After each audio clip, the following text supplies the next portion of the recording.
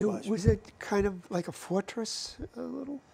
No, it wasn't. There was a fort at Quaboag Lake, and there was probably a fort up on with the Nipmucks on above Sherman Pond, Indian Hill, Marshall Road. There's supposed to have been a fort up there. That was a later thing. Was that in response to either the Mohawks or the English? Or? It was more of a response to the Mohawks. So it's kind of, and now, do you know, Opita, in Europe were the hill forts that the Gauls had. There was, you know, they would find the hill and they would put their fortress there. Is that kind of analogous? Is what they were trying the Squahigs from Northfield, which were Western Abenakis, they knew they were getting attacked by the Mohawks, and they built themselves a beautiful fort up in, it's actually either in New Hampshire, Vermont, I don't know which side of the river. And they held off the Mohawks for a while, and they did hold them off. And there was a well, it was up, you could see forever, and they had it well organized so there would be slopes and, you know, to their benefit. And that was the point of the That's the idea. Fort. Yeah. Yeah. Going along, I think we're a little ahead of ourselves, but now the advent of the English, they do come here, they're seen as kind of protectors. What turned it around that the Quaboag would go to war with the English? What do you think? I have my thoughts, but I want to hear what you think. Well, what the English attempted to do is Christianize the local Indians and turn them into English. That is to say, they wanted them to live in houses. Mm-hmm. They wanted them to stay here all year, because the Indians were they were into agriculture. They had the corn and all that, and they would here for that, and they would come back where the granaries were and all that. But they tended to move around. The English wanted them to be in that one spot, and the natives required enormous acreages with their hunting, and they didn't. While the women, the native women, God bless them, they worked like a son of a gun, and they farmed. And see, agriculture had only become established 300 or 400 years before the English came here. Right. Prior to that, they were just following the salmon, and followed the local deer hunting or moose hunting, caribou, whatever it was, and they would go around and they were nomadic. So 300 or 400 years before the English came here, the corn arrived, and the beans and the squashes. So they became a little bit more centralized, but that wasn't good enough for the English. Right. The English wanted to be on one spot, and they wanted all that unused land so the English could settle on it. Because they were coming over here in droves, the English. Yeah. And so anyway, the nub of it is, at the very end where the Quabogs, we're told that all Indians, the Mass Bay, Plymouth, was going to require all Indians to be Christian Indians, which meant to them that they were not going to be able to keep their land. They would have a piece of land, but they wouldn't have the extensive properties. So the English government made it plain. This is a new order. Yes. It was absolutely English imperialism right there. Oh, yeah. They wanted the land. They didn't mind that they lived there. They lived, although they preferred they didn't, but they didn't mind that they lived, but they wanted them to be not nomadic. You understand, this particular one here, which is generally about Ware and West Warren Palmer, in the middle of this, I was able to locate down at the archives in Boston a story. It's not a story, a piece of figment of history of an Indian in Stockbridge. Stockbridge was an Indian community in the Berkshires, and the Stockbridge Indians allowed some of the Quabogs on it, and one of the Quabogs made 3 claims against the Massachusetts government Henrik Quaboag, and he made 3 claims that the Quaboag Indians were not paid for the land. They, other than the deed to the Brookfield people, they were not paid for their land, and he wanted to get some money. A fellow named John Stoddard from Northampton, who was a man who was a judge, and he was a soldier and all kinds of things, and he was a part of the legislature. They did 3 requests for Boston to get paid. And in the first request, Timothy Woodbridge, who was a teacher, an Englishman, a teacher at the Indian school in Stockbridge, wrote down in English, except for 2 words, that described the Quaboag land in total. And after you look at it and you study it, it came to my belief that what the Quaboag Indians felt was their native area was the Swift River, the Quaboag River, and what am I missing one? Swift, Ware, and Chicken. Let's see. Let me get it right. Swift, Ware, and the Quaboag River watersheds belonged to the Quaboag Indians. That was his claim, except for what they had sold to, Chautauqua had sold to the English. Right. So you realize how extensive that is. That goes from almost Mount Wachusett, on this side of Mount Wachusett, all the way down to Wilbraham. Yep. From most of Munson all the way just below the Millers River. So that was their land. This was not a small piece of land. And so the English wanted that land. They don't mind if the Indians had 50 acres here or 80 acres here, but you're talking incredible amounts of land. For an incredible amount of settlers. Yes. And that was the point. Did he ever get judgment in the No, court? I don't believe he did. Because put it like this. Now, the Quaboag Indians were instrumental.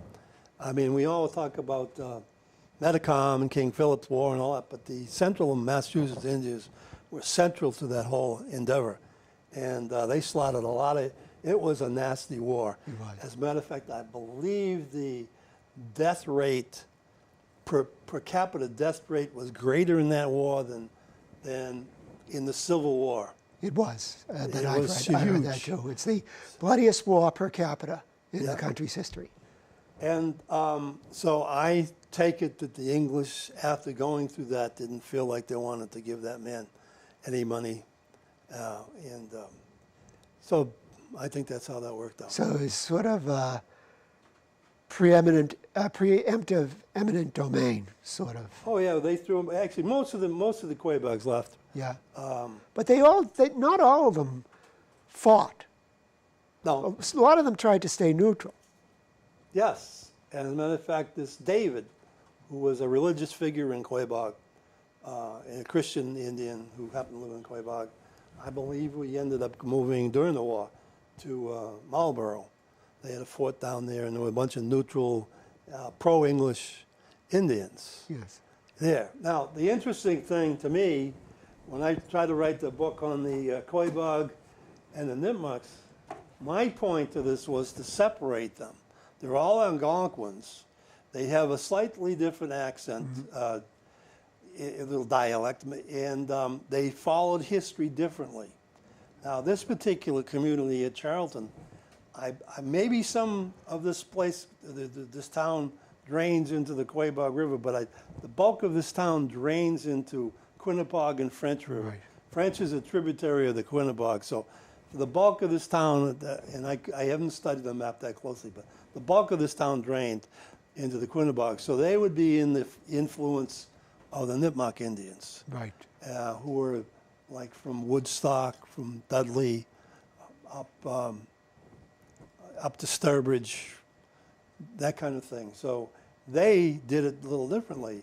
The Nipmuc Indians, although some may have joined the Quabogs, just like some of the Quabogs left and joined the English, the bulk of the Nipmucks around here went down to where Uncas lived in Norwich, and spent the war up in Norwich.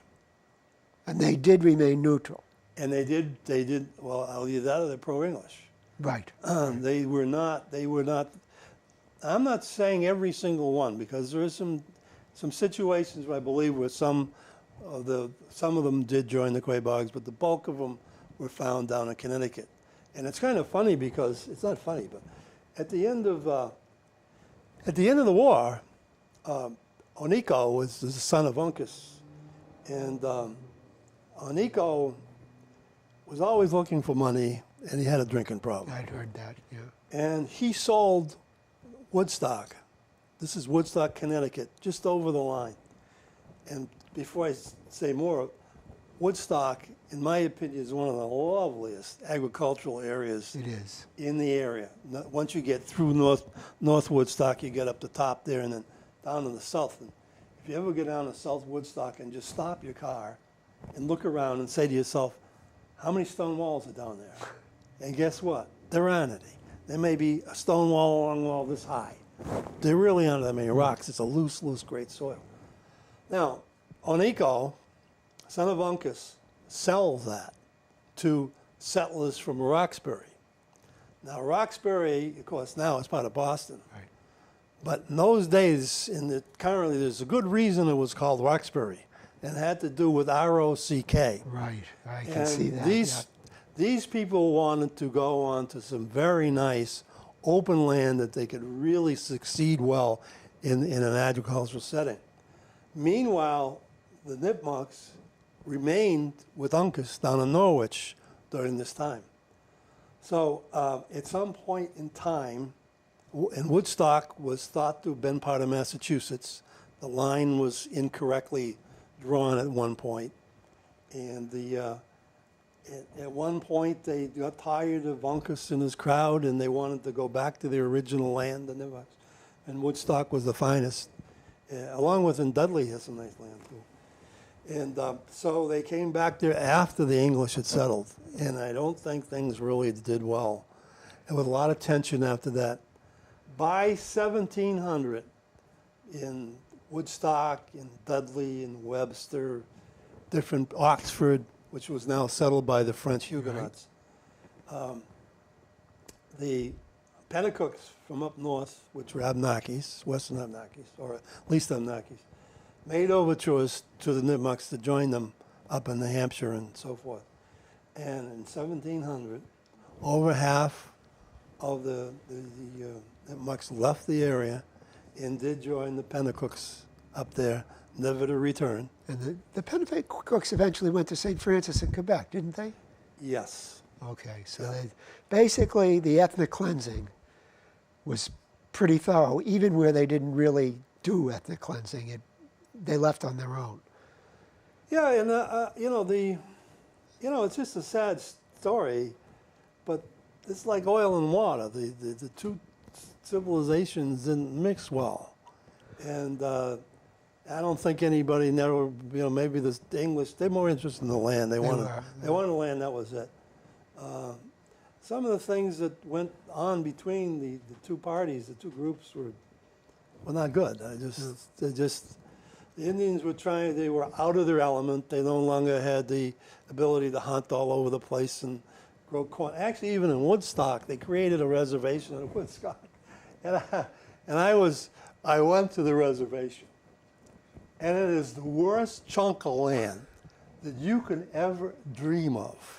It is a rock every 5 feet. So yes, they could find and make a hill for corn between the rocks. Yes, they could have some sheep and all this, but the good land was gone. So they got stuck with junk. And they ended up, as it was, they were really very, very talented with their hands, and they made these baskets and things out of black ash, and they sold a lot of stuff like that.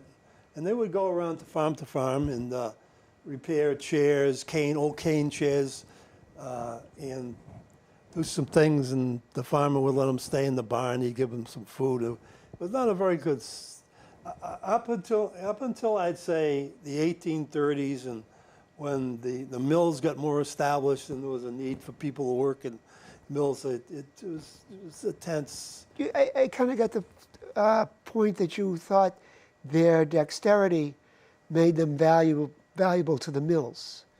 I felt that they had their ability with their hands to do things, to make things, it just seemed like a natural